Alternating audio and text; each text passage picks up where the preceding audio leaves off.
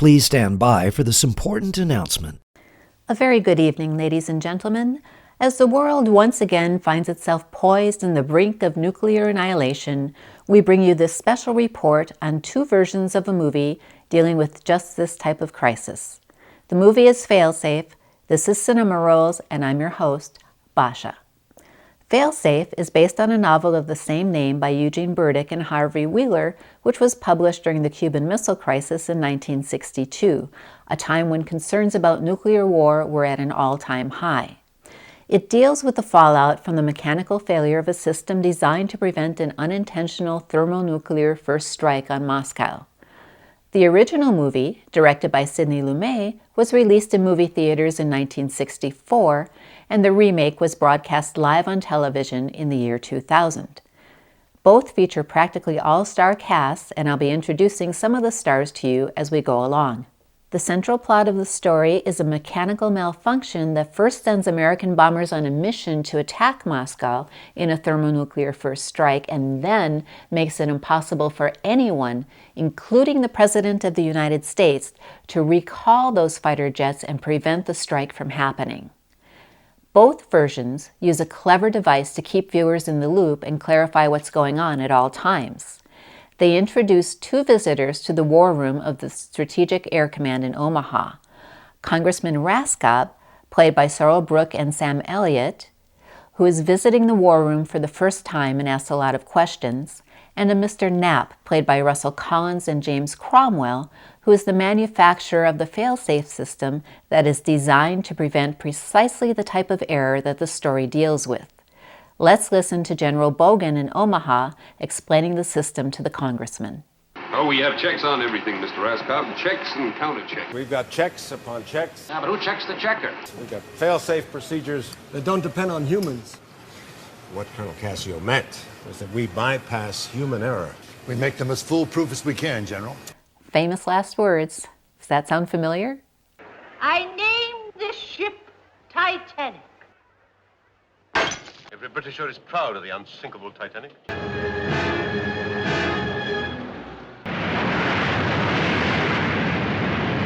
Then we're immediately plunged into a real-world scenario when an unidentified flying object is sighted heading toward Hudson Bay. Until we get positive identification, we regard it as hostile. Until we know what it is for sure, we consider it hostile.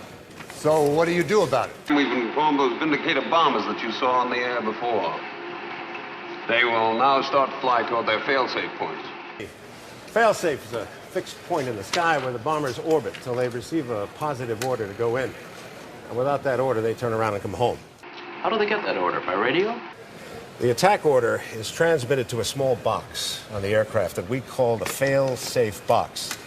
This box is operated by a code which can function only at the express order of the President. No one can interfere with the fail-safe box, Mr. Raskob. No one. Now that the scene's been set, we're going to compare these two versions by looking at four central conflicts that take place within the overarching story. An ethical conflict in the war room of the Strategic Air Command in Omaha, Nebraska, the political conflict between the White House and the Kremlin, the inner conflict of the pilots themselves as they struggle between what they've been trained to do and the conflicting orders that they're receiving, and finally, a philosophical conflict between the hawks and the doves at the war room in the Pentagon. Let's start out in Omaha. Here we're going to be focused on General Bogan, played by Frank Overton and Brian Dennehy, and his aide, Colonel Cassio, played by Fritz Weaver and John Deal, both dedicated military staffers. Now, because the 1964 version is a full-length movie, we get to see more character development in the beginning than in the televised version. So we first see these two together when General Bogan goes to pick up Colonel Cassio for work at the home of his parents, and this gives us quite an insight into the inner workings of Colonel Cassio. Spending the money I send you on this? Give me that! Who the hell are you? Sorry to bother you, Colonel. We have some unexpected VIPs we have to show around. Yes, sir. I'll be right along. I just take a drop now and then. I'm ready, sir. Damn snot-nosed.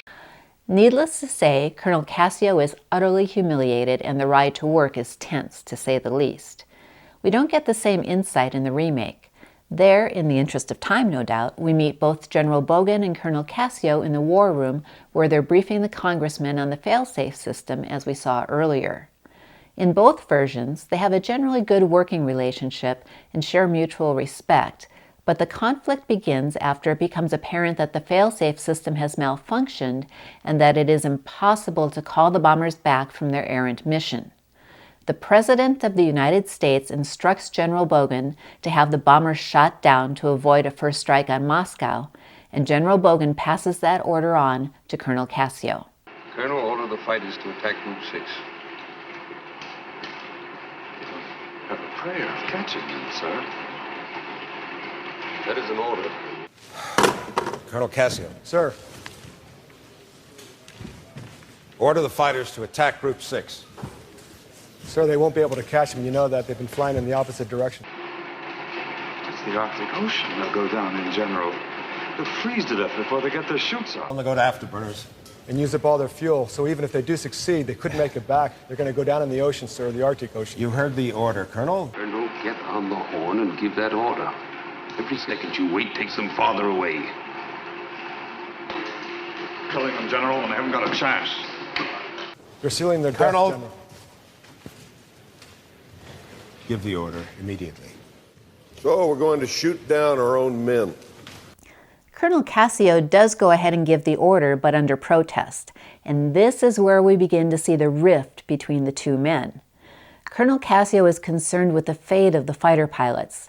This brings up the eternal ethical dilemma of whether or not it's better to sacrifice the few to save the many, and Cassio can't find it in his conscience to go along with this sacrifice.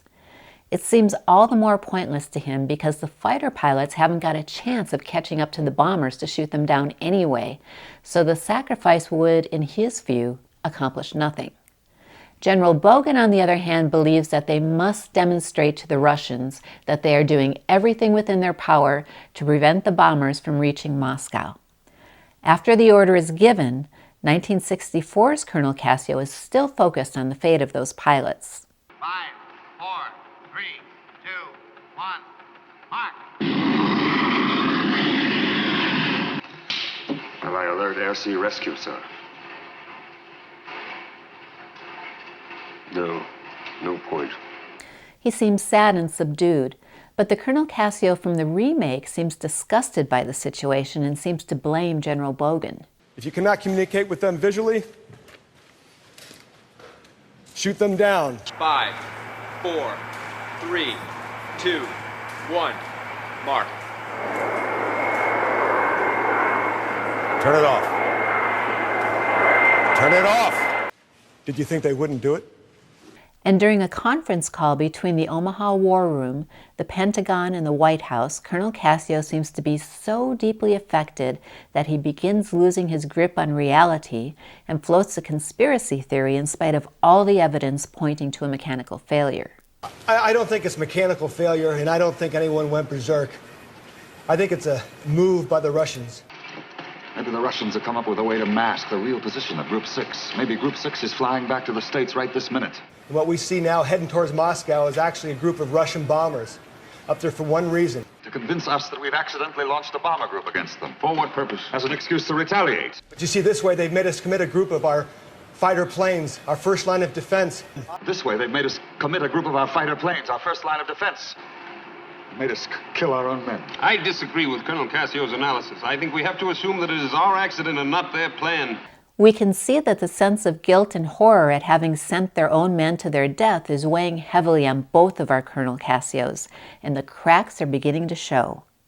In the 1964 version, we see this as a main point of conflict between him and General Bogan, but this is downplayed in the remake, where it is General Black in the Pentagon who expresses his disagreement with Cassio's theory. I disagree with Colonel Cassio's analysis. We have to believe this is our mistake and not the Russians.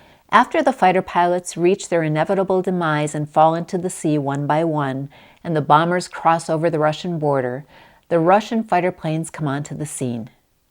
But when they start going after the decoys instead of the bombers, Cassio seems pleased and is rooting for the bombers. He obviously still sees this as an us-against-them situation, rather than an effort to avoid nuclear war. Go after the decoys. Wipe out the decoys. And when the bombers start going after the Russian fighters, Cassio quietly urges them on. They picked up one of our planes now. Get them. Get them. They're still going after the decoys. Good.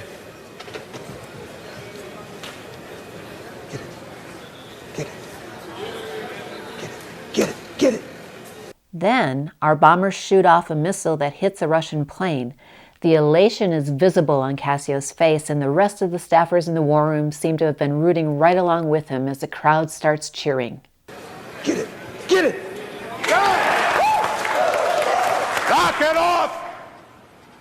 This isn't some damn football game. And although it's not personal at this point, General Bogan's response to the outburst underscores the differences in the two men's attitudes. That divide is further illustrated when the president orders the American military staff to do everything within their power to help the Russians shoot down the American bombers to prevent an attack on Moscow. You can see the impact of this on Cassio's face. Therefore, I'm ordering all American personnel to cooperate fully with Soviet officers in shooting down our invading bombers. Now it seems like everyone else in the room gets on board with the president's plan, but Cassio is still focused on the loss of American airmen. Hope? We lose 6 bombers, 18 Quebec, and you think maybe there's still hope? Nobody wants to lose those men. But what about the hundreds of millions of people around the world walking around in total ignorance of the fact they may be killed? Once again, the remake downplays the ethical conflict between Bogan and Cassio by giving that line to Congressman Raskob and letting Bogan sit this one out. But that conflict comes right back into play in both versions when Cassio's loyalty is put to the test. The Russians ask for information on the infrared and radar capabilities of our missiles, and Bogan orders Cassio to answer the question. Colonel Cassio will answer your question. Answer the question, Colonel. That is a direct order. Order, Colonel. Colonel Cassio will answer your question. Answer the question, Colonel. That is a direct order. An order, Colonel. Here we can see that the inner conflict between his military training to follow orders is in direct opposition to what he feels is the right thing to do in this situation. He feels that following this order would be a betrayal to his country, and that inner conflict pulls him apart and causes him to freeze. At this point, I don't think it's even open defiance. He's just dissociating because he cannot reconcile these two opposing rule books that he's internalized, the book that tells him to obey orders and the book that guides his moral compass. In fact, his breakdown is so complete that General Bogan has to order in a subordinate to answer the questions for the Russians. The subordinate, Sergeant Collins, does answer the question, but it's evident that he is struggling with the same issues as Colonel Cassio. And they're not the only two who realize the significance of what has just happened. What does it mean? We've told them how to blow up our air-to-air missiles, and with them, our planes. What the hell was that all about? We just told them how to destroy all our missiles and all our planes. Cassio then apologizes to General Bogan for freezing up, and Bogan doesn't make a big deal of it, saying it could happen to anyone. Then Cassio brings up his suspicions about the Russians again and starts putting pressure on Bogan to take action. I do think there's Soviet entrapment. They wanted this to happen. I think they wanted this to happen. We know they've been trying to foul up our fail-safe signal. We have to tell the president it's a trap. Colonel. I think that we should tell the president it's a trap. We have no evidence of that. Remember, we computed that problem. We decided satellites could be used to mask missiles. We've computed a lot of problems. I'm not reporting anything I don't know for a fact. I'm not reporting anything I don't know for sure. I think we should recommend a full-strength attack. That is not our decision. Recommend a full-strength strike immediately. That's not our decision, Colonel. They're politicians. We don't care what happens to us. They're in the political game. We know what to do. If we act now, right now, we can get enough bombers. Save our country before they destroy it with their stinking politics. Order a first strike, General. Put an end to it once and for all. You have the power. You can do it. Colonel, you're talking mutiny. Now, you keep this up. I will have you removed from the war room. You are talking treason. Stop it now or I'll have you put under arrest. So now the conflict between these two is right out in the open. And here is where the two versions really diverge. Here's what happens in the original version immediately after General Bogan threatens Cassio with a court-martial. General Bogan, this is Marshal Nevsky. Can you give us the longitude and latitude of the 3 planes left in the air? We can fly fighters at various altitudes. Can do. Gentlemen, I am taking over command of this post. By the direct authority of the President, I now command you to take all orders from... Colonel, we got orders, Colonel. You make a fuss, they'll kill you. How many of you saw that coming? Let me know in the comments. To me, this Colonel Cassio had seemed less unbalanced and less defiant than the other one up to this point, but when he started to come unhinged, he really came unhinged. In the remake, on the other hand, Colonel Cassio takes his warning from General Bogan in stride, and unlike the original Cassio, he never leaves the war room. In fact, later on we see him on the phone with his mother, who in this version lives in New York and with whom he has a caring relationship, asking her to just stay on the line with him as the bombs are about to be dropped, although she doesn't know it. In stark contrast, we're reminded of the early scene in the home of Colonel Cassio's parents in the original version and the direct impact that has had on Colonel Cassio's state of mind. One of the greatest differences between these two versions is actually in the makeup of Colonel Cassio's personality. They completely changed both his personality and his life circumstances in the remake, which explains in part the fact that he didn't have a complete meltdown like in the 1964 version. Which one do you think made for a better story? Let me know in the comments. That wraps up our discussion of the ethical conflict between Colonel Cassio and General Bogan. There were no good guys or bad guys here, just two people trying their very best to do the right thing according to their own values. And that is a theme that we're going to see repeated throughout the movie. Now let's move on to the political conflict between the White House and the Kremlin. The main players here are the President of the United States, played by Henry Fonda and Richard Dreyfuss, his interpreter Buck, played by Larry Hagman and Noah Weil, and the Soviet Premier Khrushchev, whom we never see but only hear on the other end of the hotline. We meet the president in his bunker at the White House where General Bogan is briefing him on the situation by phone. All right, now, if we do regain radio contact, will the bombers respond to an order to return? Their orders are to disregard all voice transmissions. Even your voice can be imitated, Mr. President. Once they get past a certain point, they are not to obey any verbal command. Your voice can be imitated by the enemy, sir. Our men have been drilled in that. What's the target? Moscow. All right. Standard operating procedure, what's the next step? We already have fighter planes in the air.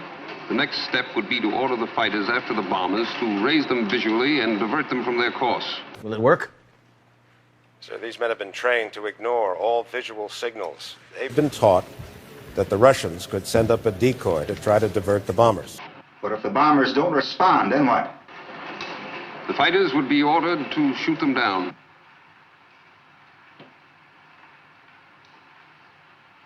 That leaves us with what alternative, General? To shoot them down. Who gives that order? You do, sir. And who gives that order? You do, Mr. President.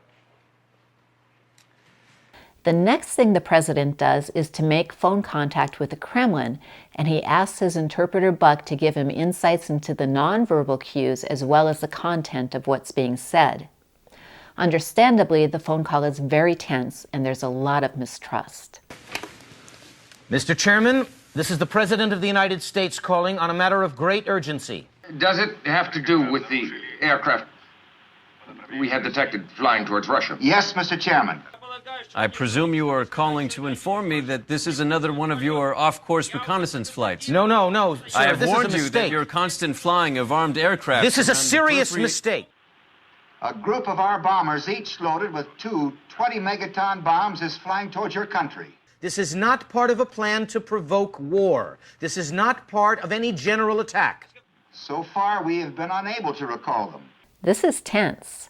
We, as the viewer, know that he's being sincere. But if you put yourself in Khrushchev's shoes, how easy would it be to believe him? Would you find yourself asking the same questions that he asked next? I hope to prove to you that we regard this as a serious mistake and that we take responsibility for it. American fighters to shoot down American bombers. That is correct. And you gave that order? I did. Now Khrushchev is starting to take him seriously. 4 of those planes have already run out of fuel and gone into the sea. We saw your planes fall into the sea. I wanted only to hear your explanation and whether it was done at your own order. It is a difficult thing to order men to their certain death, is it not? It is. It is a hard thing to order men to their death, is it not? It is. Here, for the first time, we see the president and the chairman relating to each other as human beings. But after that touching moment, the distrust starts to creep in again. Someone trying to persuade him it's a trick. They want him to strike back at once. Soviet airspace has still not been violated, Mr. President. But if it is, we will be forced to shoot down your bombers. I understand that. I hope you're able to shoot down our bombers. But I urge you not to take any steps that cannot be recalled. If you start to launch missiles, we will have to do the same. If that happens, there'll be very little left of the world. I have arranged a second conference line to be opened up between our Air Force headquarters in Omaha and your similar officers in the Soviet Union. We will do all we can to help you. We do not need your assistance. As you wish, but I must tell you what my people tell me. No matter what you do, at least one of the planes will get through to the target. What is the target? Moscow. After this very intense first exchange between the two heads of state, we can already pick up some differences between the two approaches. Henry Fonda's president, first of all, seems to be a very sensitive man, deeply touched by the gravity of the situation. Richard Dreyfuss's president, on the other hand, while not unmoved, is much more pragmatic in his approach. He's also easily frustrated in his exchanges with the Soviet premier, and that shows up on his face and in his voice. It also makes him very human. The two interpreters do a good job of conveying to the president what's going on behind the scenes. Larry Hagman more verbally, and Noah Weil by injecting the emotion that the Soviet speakers express into his interpretation. And because the scripts are almost identical, the exchange between the two heads of state in both versions is infused with a mixture of mistrust and a proactive approach to solving the problem. Although tensions are running high in both versions, the exchanges are much more heated in the remake. Richard Dreyfuss's short fuse is in direct contrast to Henry Fonda's more measured approach, and Khrushchev also seems much more excitable in the remake. Which of these two presidents would you want running the country if the unspeakable were about to happen? Let me know in the comments. Now, let's see how things shape up after the bombers cross over the Russian border. As the president mentions to Buck, we are now in a technical state of war, and the Russians are having trouble shooting down our bombers, even with our permission. Are you and your military involved in jamming the radio signal? I do not know about this jamming. I think he does. Don't give out the information. It's too secret. It's a trick. We're paying for our mutual suspicions, Mr. Chairman. I realize that, but we can't afford not to trust each other. The answer is yes. We have done research on your failsafe system. When your system failed, it was interpreted as an attack, and we immediately began jamming your radios. Will you lift the jamming so I can talk to the group commander? Will he return on your command? There's a chance. The arguments among the Soviet officials are almost a direct reflection of the conflict we saw earlier between General Bogan and Colonel Cassio, and it's not surprising. Distrust of the enemy is Poli-Sci 101. It's called the security dilemma. You take a measure to increase your state's security. This feels like a threat to other states, so they beef up their security in turn, and it's a never-ending cycle of escalation and counter-escalation. And now that it seems very likely that Moscow will be attacked, tensions between the two statesmen are running even higher. Mr. Chairman, I think it would be wise for you to remove yourself from Moscow so that you'll be out of danger. That way we will be able to continue negotiations even if the worst happens and some of our bombers get through. I have made those arrangements.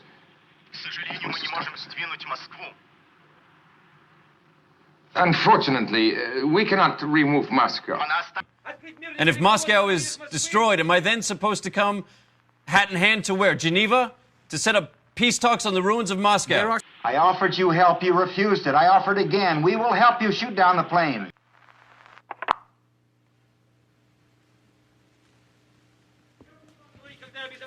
I will return to you when I am safely out of Moscow.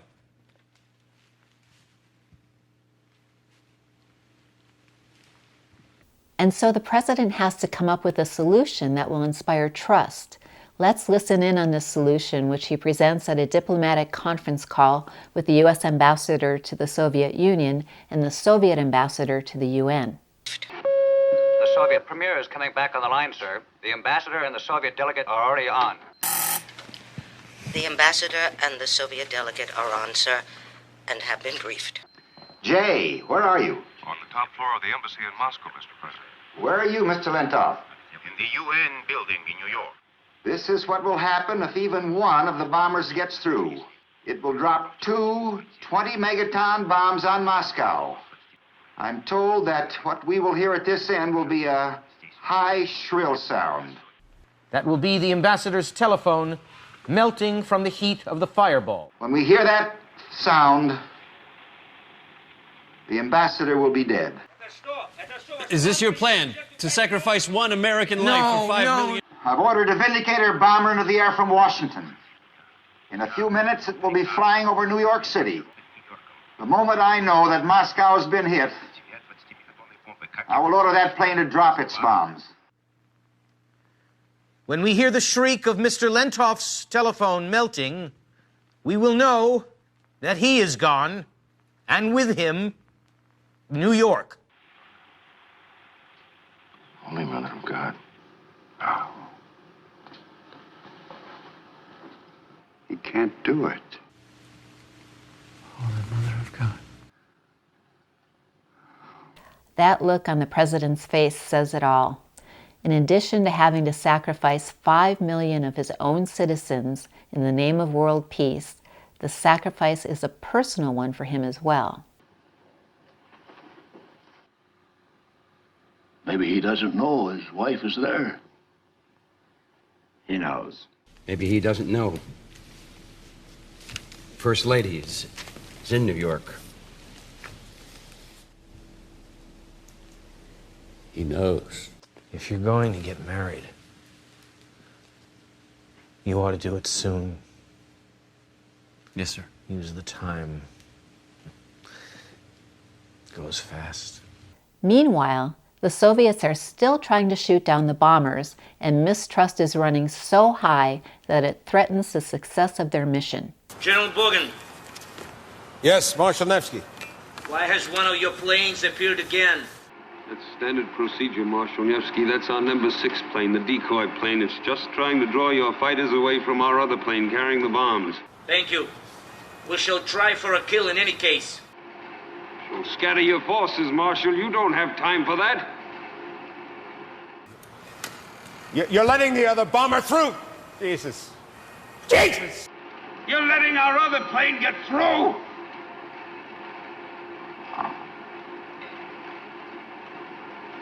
I told you! At this point, we hear a lot of shouting in Russian, and it turns out that Marshal Nevsky has collapsed because he realized too late that by going for the decoy, he let the bombers through. He is now replaced by General Konev, who recalls almost crossing paths with General Bogan at some point in the past.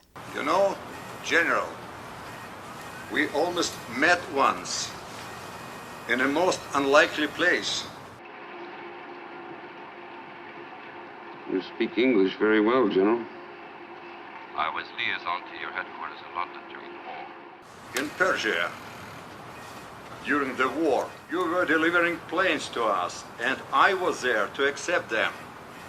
But our paths never crossed. I was stationed right outside of London. Yes, I know. The 8th Air Force. Did you like London? Very much. So did I just remember the heat. Yes. It was unbearable. Like being in a steam room. The great cities are those where one can walk. I would walk all the time in London. Wherever you turn, there's history. I remember your pilots just lift up their wheels before they were off the runway. Never saw anything like it. They were in a hurry to get the Germans. General, are you in Moscow now? No. I was ordered to leave. Tell me, General, what is your location? Are you in Moscow? No, I was ordered to leave. Is your...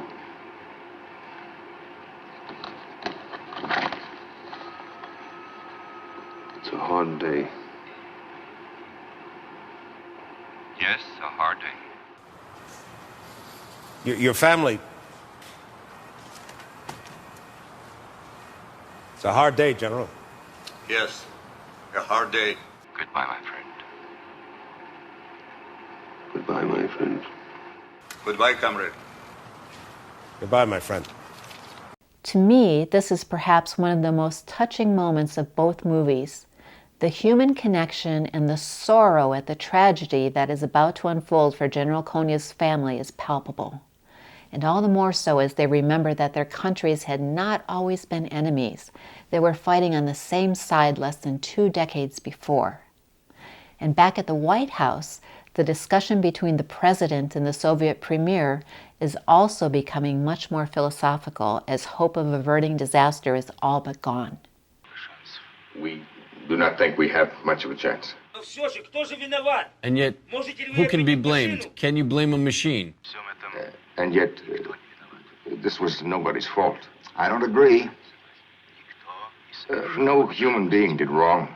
Well, men built those machines, Mr. Chairman. We're to blame, both of us. We let our machines get out of hand. Millions of innocent people killed. What do we say to them, Mr. Chairman? Accidents will happen. I won't accept that. Millions of innocent people will die because of us.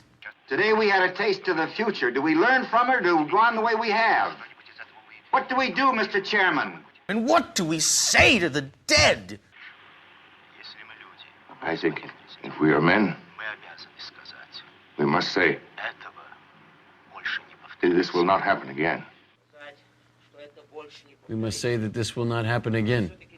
And so the arc of this conflict between the White House and the Kremlin has gone from desperation and escalating mistrust to a world-weary acceptance and surrender to the inevitable. But something has also been stirred deep within both of these statesmen. They will both be personally affected by the consequences of their actions, and I think that's just starting to seep in. Now let's move on and take a brief look at the inner conflict of the pilot, Colonel Grady, played by Edward Binns and George Clooney, who will be flying the bomber. In the original version, we meet him briefly in a pool hall in Anchorage, Alaska, on the day of the incident, where the theme of machines taking over the work that used to be done by men eerily foreshadows what's about to happen.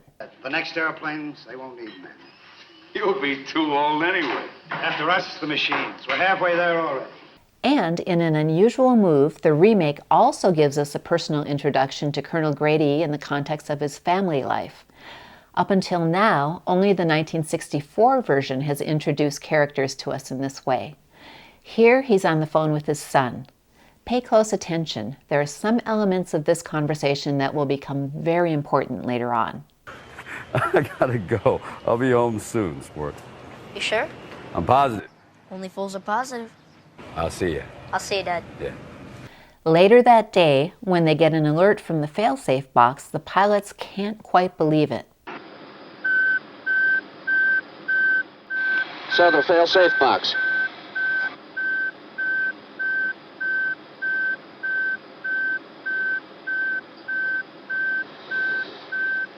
There must be some mistake.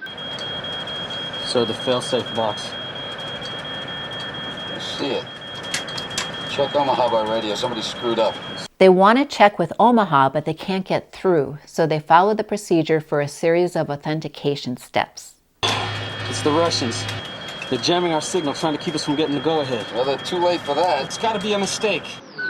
Request permission to authenticate on secondary channel. Permission granted. Request permission to verify, sir. Permission granted.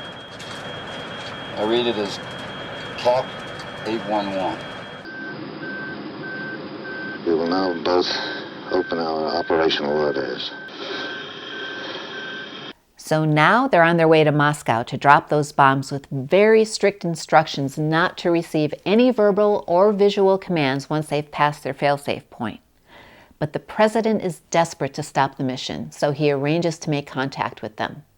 Colonel Grady, this is the President of the United States. The mission you are flying has been triggered by a mechanical failure. It is a mistake.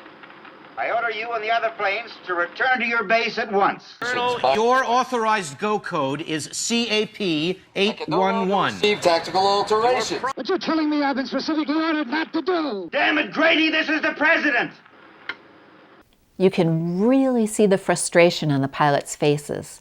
They've been specifically instructed to ignore all verbal commands because the Russians could be imitating the president's voice or anyone else's for that matter.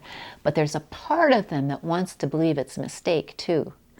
Let's see what happens when they bring family members on the line. In the earlier version, they bring on Grady's wife. Jack, it's Helen. Do you recognize my voice? Jack, turn back.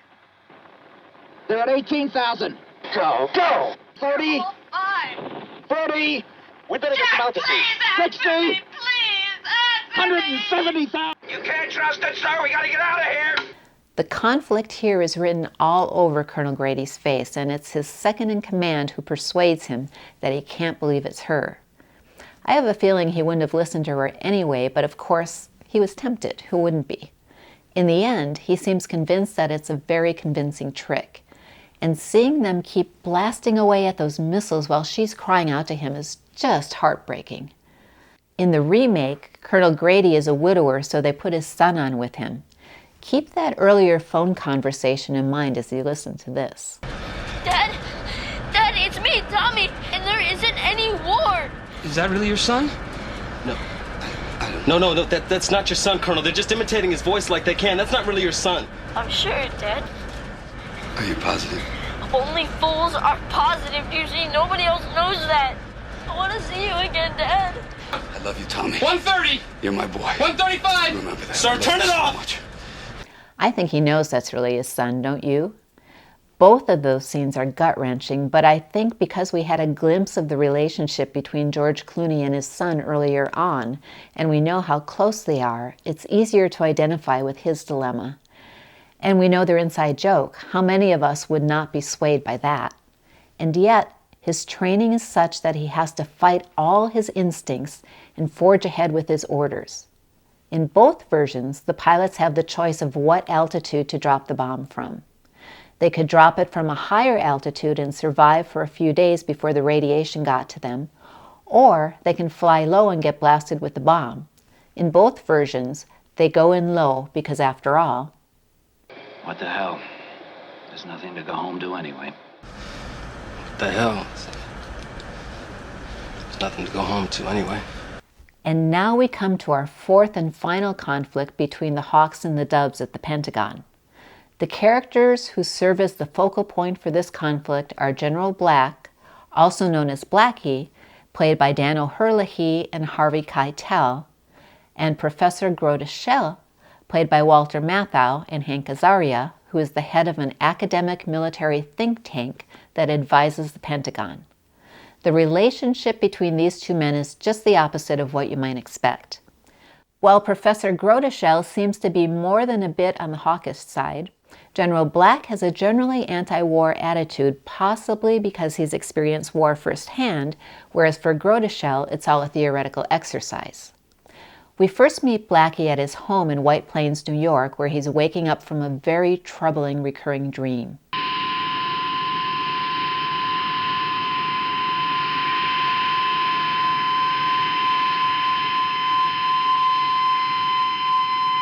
The book explains that Blackie feels everything the bull is feeling in the ring, and that the strips of flesh that fall off his hide as he's being whipped by the bullfighter seem to be the last things that are holding him together. This aspect is downplayed in the remake, where we just see Blackie waking up in a sweat and then going down to breakfast with his wife.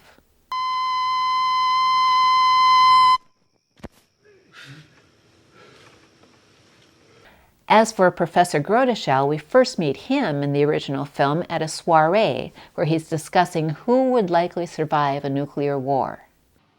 Who would survive? I would predict convicts and file clerks. The small group of vicious criminals will fight the army of file clerks for the remaining means of life. It's all hypothesis, of course, but fun to play around with.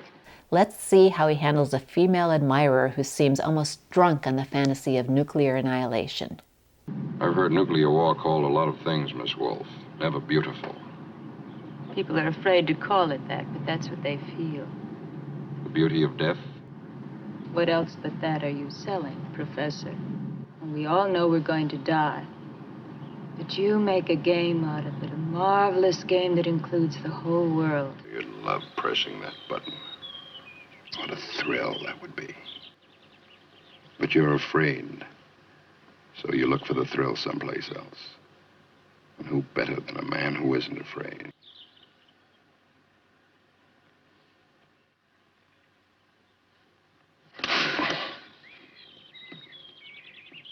I'm not your kind.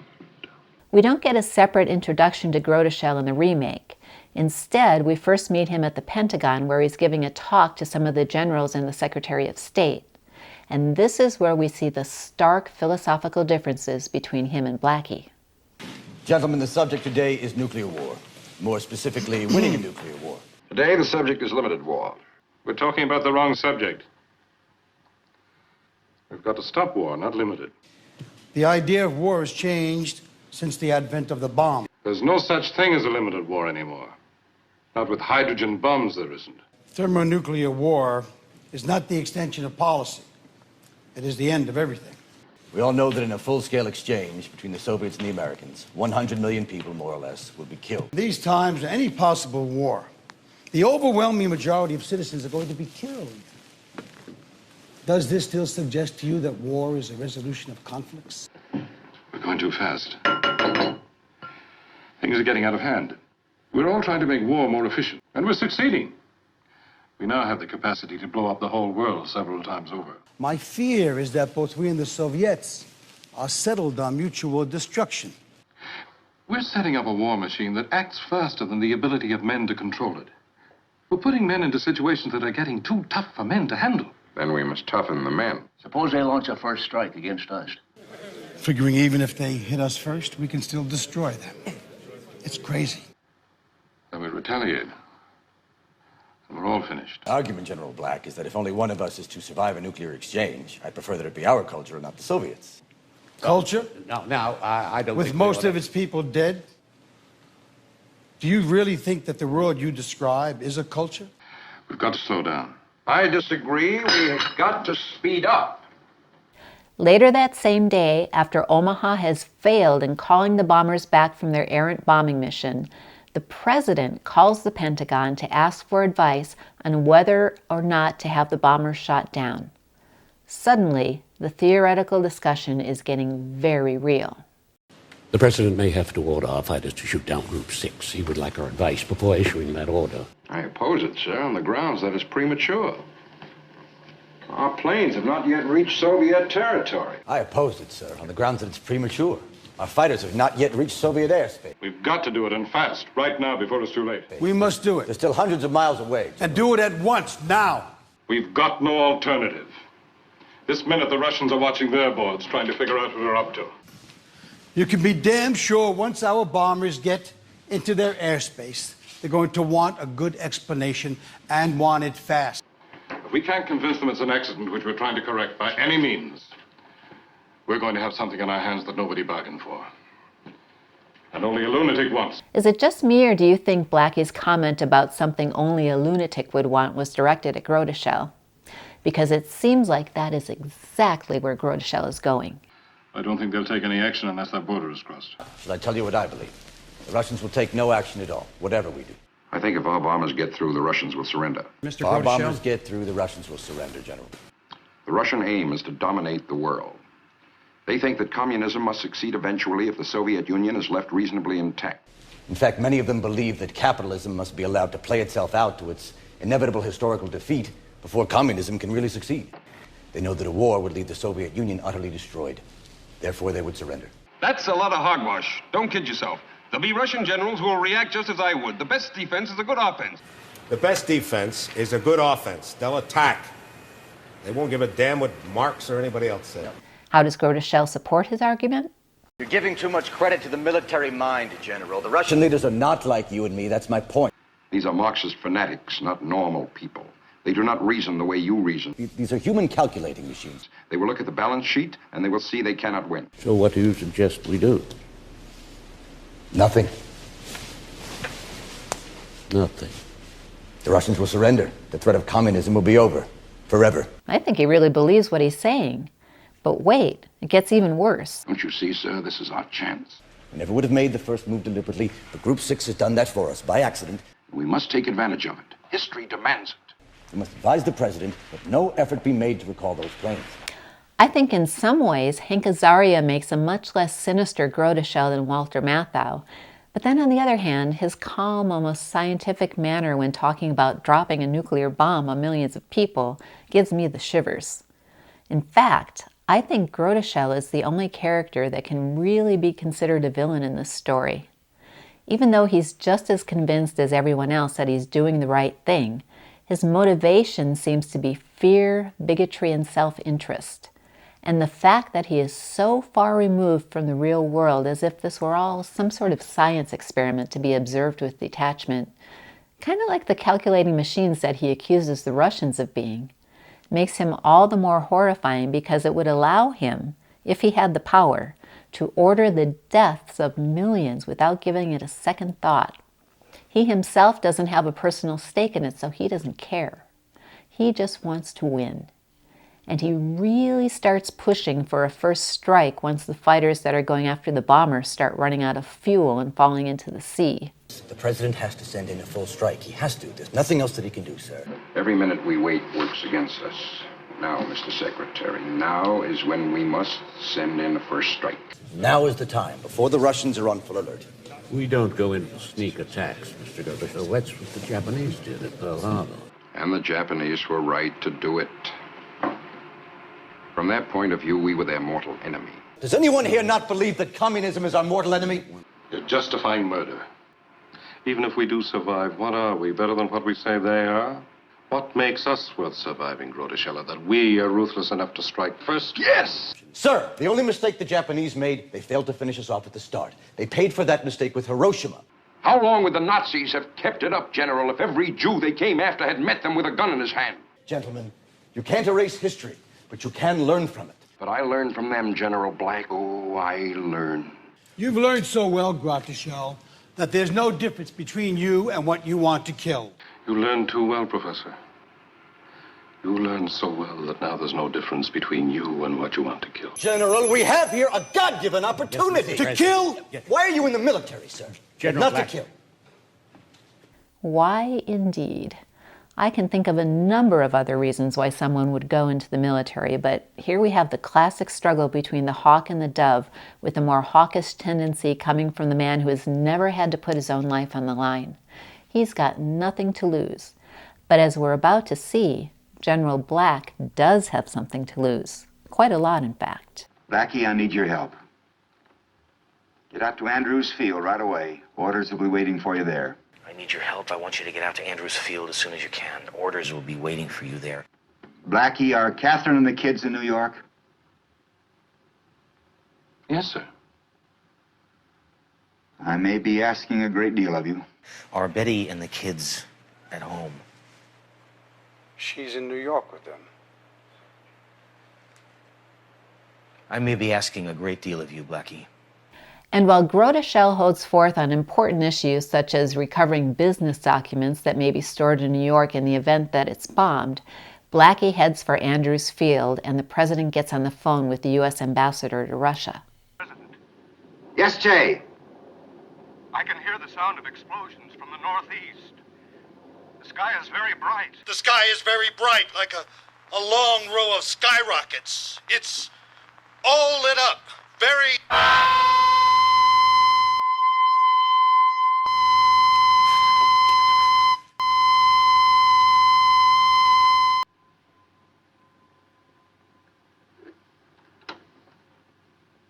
Put me through to General Black. Now we see what General Black really has at stake. He's got to fly the plane that drops the bomb on New York and on his wife and children who are in New York to see My Fair Lady. I have only one last order.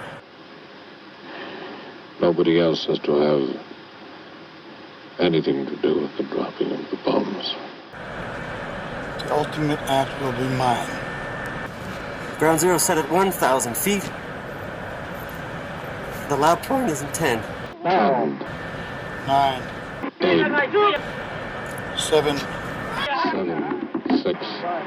5, 4, 3, 2, 1. mark.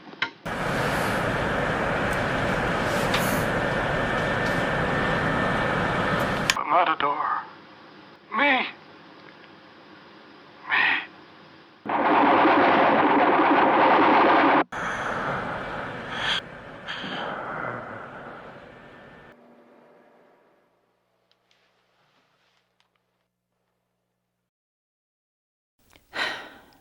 Quite a sobering ending.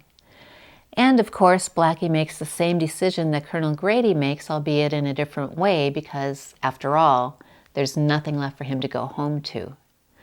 It's also a very poignant moment in the 1964 version when he realizes that the matador that's been torturing him in his dreams is himself, that this was a premonition. The remake leaves that part of the story out, as it does some of the other details, and yet both versions are masterful retellings of the story. Which version do you prefer?